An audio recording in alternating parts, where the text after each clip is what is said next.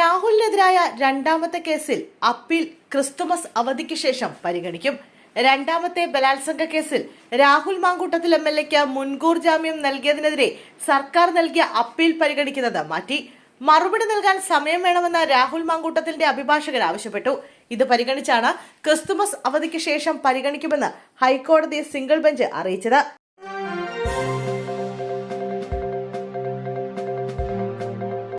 ശബരിമല സ്വർണ്ണക്കൊള്ള മുൻ എക്സിക്യൂട്ടീവ് ഓഫീസറുടെ ജാമ്യാപേക്ഷ തള്ളി. ശബരിമല മുൻ എക്സിക്യൂട്ടീവ് ഓഫീസർ സുധീഷ് കുമാറിന്റെ 2 ജാമ്യാപേക്ഷകളും കൊല്ലം വിജിലൻസ് കോടതിയാണ് തള്ളിയത്. പാളികൾ കൈമാറിയതിൽ തിരുവാഭരണം കമ്മീഷണർക്കാണ് ഉത്തരവാദിത്തമെന്നായിരുന്നു പ്രതിഭാഗത്തിന്റെ വാദം. ഉദ്യോഗസ്ഥൻ എന്ന നിലയിൽ സുധീഷ് കുമാറിനും പങ്കുണ്ടെന്ന് പ്രോസിക്യൂഷനും വാദിച്ചിരുന്നു.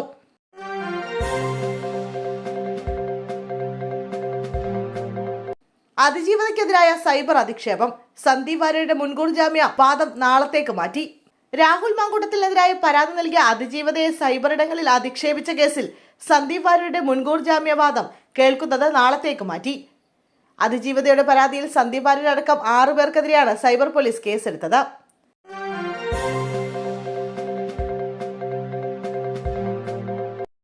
ആളൊഴിഞ്ഞ പറമ്പിൽ മനുഷ്യന്റെ അസ്ഥികൂടം കണ്ടെത്തി. കുന്ദമംഗലം മടവൂർ രാംപൊയിൽ വെള്ളാരം കണ്ടുമല്ലിലാണ് സംഭവം. ഉച്ചയ്ക്ക് 12 മണിയോടെ കാട് വെട്ടാൻ വന്ന ആളാണ് അസ്ഥികൂടം ആദ്യം കണ്ടത്. കുന്ദമംഗലം പോലീസ് സ്ഥലത്തെത്തി പരിശോധനകൾ നടത്തി. സമീപത്ത് നിന്ന് ഒരു ബാഗും പോലീസ് കണ്ടെത്തിയിട്ടുണ്ട്. 4 മാസം മുമ്പ് കാണാതായ നരിക്കുനി സ്വദേശിയുടേതാണ് അസ്ഥികൂടമെന്നാണ് പോലീസ് സംശയിക്കുന്നത്.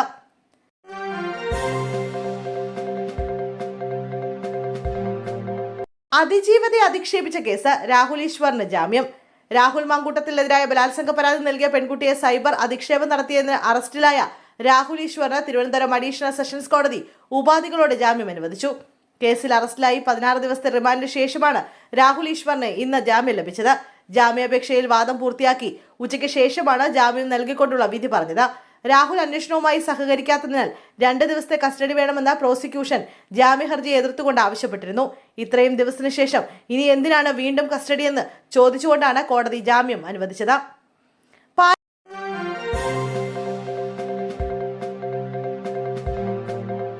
പാലക്കാട്ടെ CPM പഞ്ചായത്ത് പ്രസിഡന്റ് BJPയിൽ ചേർന്നു. പൊൽപ്പുള്ളി പഞ്ചായത്തിലെ നിലവിലെ പ്രസിഡന്റ് ബാലഗംഗാധരനാണ് BJPയിൽ ചേർന്നത്.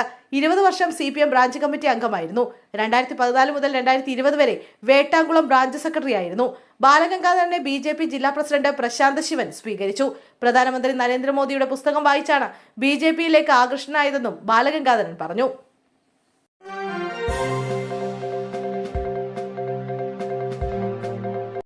പാലക്കാട് പട്ടാമ്പിയിൽ പാസഞ്ചർ ട്രെയിൻ ഇടിച്ച് 8ാം ക്ലാസ് വിദ്യാർത്ഥി മരിച്ചു. ഏലംകുളം സ്വദേശി 13-കാരൻ അശ്വിൻ കൃഷ്ണയാണ് മരിച്ചത്. Kunnakkavu government higher secondary school 8ാം class വിദ്യാർത്ഥിയാണ്.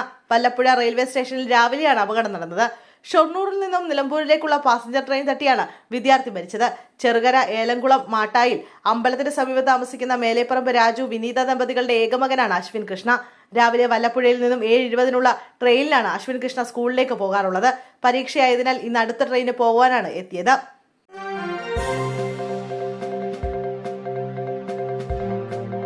പാലക്കാട് ആഫ്രിക്കൻ പന്നിപ്പനി സ്ഥിരീകരിച്ചു. 4 പഞ്ചായത്തുകളിൽ നിയന്ത്രണം. തിരുമറ്റിക്കോട് പഞ്ചായത്തിലാണ് പന്നിപ്പനി സ്ഥിരീകരിച്ചത്. തുടർന്ന് 4 പഞ്ചായത്തുകളിൽ നിയന്ത്രണം ഏർപ്പെടുത്തി. 1 കിലോമീറ്ററോളം രോഗബാധിത പ്രദേശമാണ്. തിരുമറ്റിക്കോട് ഗ്രാമപഞ്ചായത്തിലെ 12ാം വാർഡായ ചാരിയാട്ടിലാണ് ആഫ്രിക്കൻ പന്നിപ്പനി സ്ഥിരീകരിച്ചത്. തിരുമറ്റിക്കോട്, നാഗല്ലശ്ശേരി, തൃത്താല, ചാലിശ്ശേരി എന്നിവിടങ്ങളിലാണ് നിയന്ത്രണം ഏർപ്പെടുത്തിയിരിക്കുന്നത്. രോഗവ്യാപനം തടയുന്നതിനായാണ് നിയന്ത്രണം.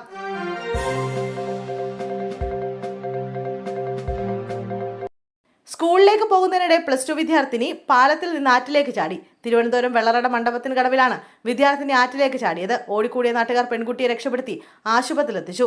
പരീക്ഷ പേടികൊണ്ടാണ് താൻ ജീവനെടുക്കാൻ ശ്രമിച്ചതെന്ന് പെൺകുട്ടി മൊഴി നൽകി. ഒറ്റശേഖരമംഗലം സ്വദേശിയായ പെൺകുട്ടിയാണ് ആറ്റിലേക്ക് ചാടിയത്.